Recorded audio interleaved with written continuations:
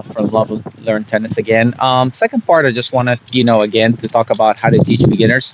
This time, I want to focus on how to rally with the beginner or how to help them to get the ball back without changing much the directions. The biggest problem I see with beginners is their wrist slap. When they make the contact, the wrist is so weak. As they make the contact, the head of the racket is in front of the wrist. So when they end up hitting the ball, it goes to this side rather than meeting in front. So you want to, the most important term about the forehand when you make the contact is the locking mechanism, where your wrist is bent and you're making the contact. Even you can be a stiff, you tell them don't follow through yet, just go like that. And if you see me right now, I have a wall in front of me, because if you want to take them also against the wall, they can do the very exact same thing against the wall. So watch me on that. So right here, I'm taking my racket back sideways a little bit, and then I'm making a contact with a push. So I keep just pushing, keep pushing, keep pushing. No follow through, nothing. It's standing sideways while you pointing with your left hand out. I've already introduced the same thing in my course when you start, so you want to go back on my course and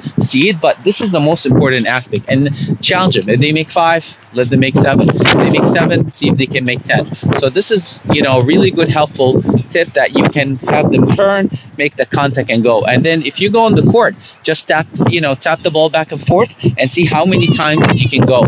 Another one they can do, instead of just hitting directly, they catch you the left hand, so it's turned to stay left, and then let it bounce in front of them, in front of the left foot, and rally back again. So you do this and then rally, and then when you get it back, you catch it, and then you let it bounce again, and you rally. Once they get very comfortable, you can rally back and forth just like that, and pointing with the left hand. This is a very good start as a technique to teach them how to learn eye-hand ball coordination and the footwork, how to turn and making the right contact in front of their body, rather than getting the ball late, or they go in too early and then they flapping the wrist like that. So no follow through to start with. This is actually a great tip to know how to turn the wrist and making the lock mechanism. Then you can introduce the follow through. Thank you. Have a great day.